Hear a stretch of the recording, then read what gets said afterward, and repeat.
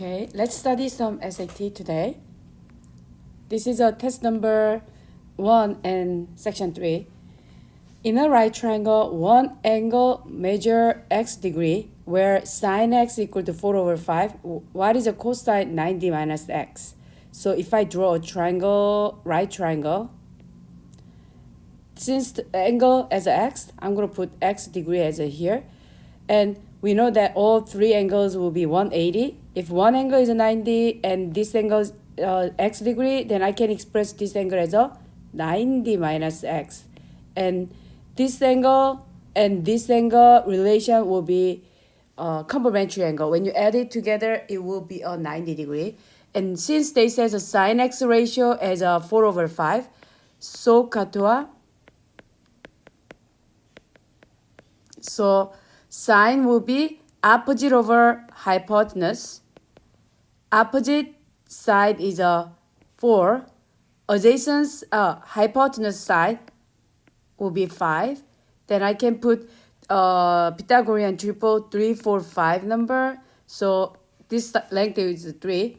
And then if they're asking cosine 90 minus x. 90 minus x is this angle. You have to find the cosine for this angle. Then you have to look at these angles. This side is the opposite side.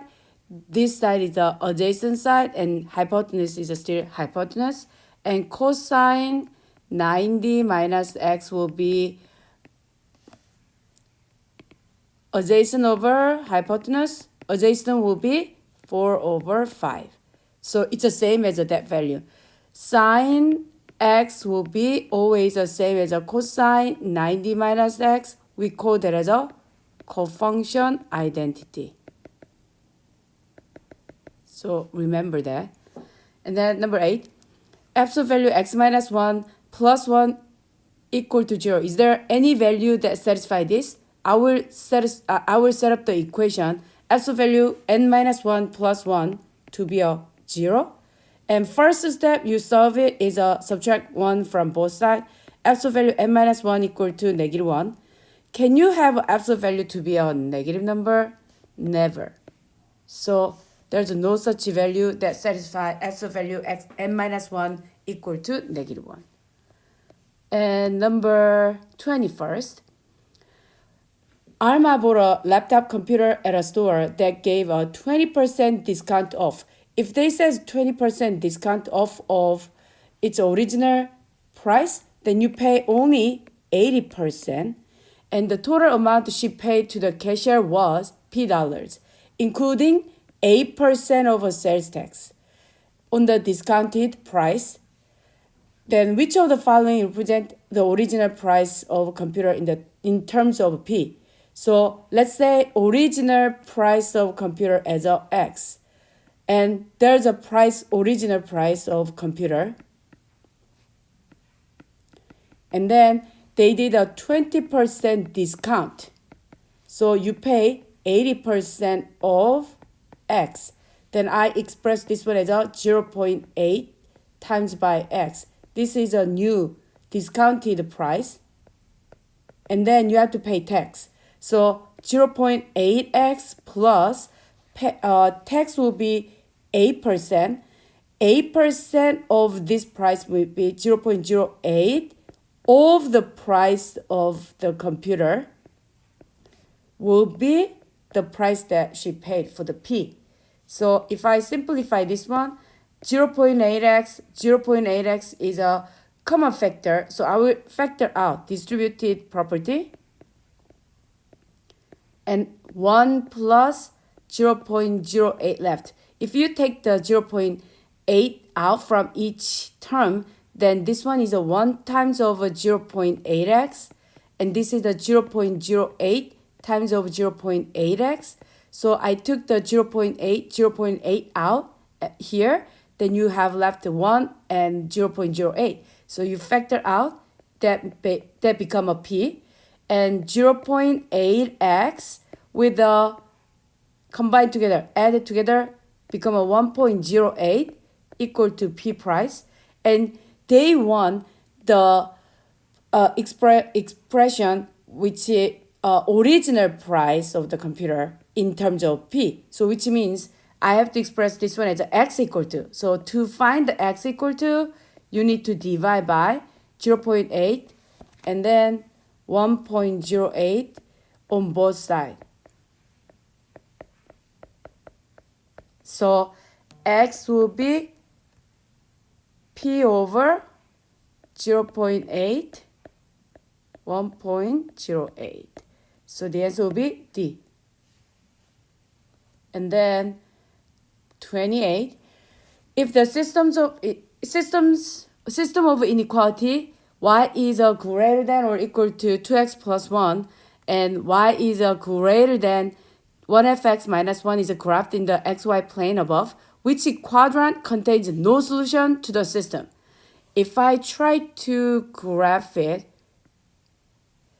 y is a greater than 2x plus 1, then y-intercept is 1 and slope is a 2. So y-intercept as a 1 here, slope is a 2. 1, 2 over 1, 2 over 1, something like that. 2 over 1, like that. And that has a equal sign, so it's a solid line. You draw lines.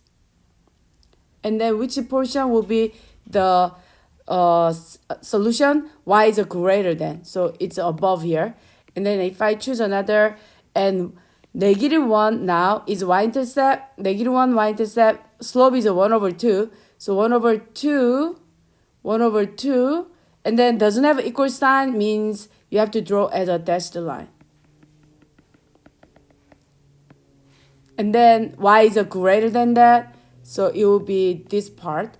And the solution for the systems of inequality will be shading both parts. So I will put the shading parts here, will be the solution.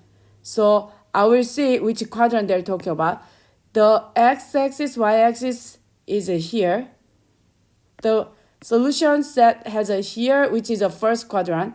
The solution set here will be second quadrant. The solution set here shading will be third quadrant. But we don't have any shading parts for the fourth quadrant. So which quadrant contains no solution means quadrant 4. And then next one.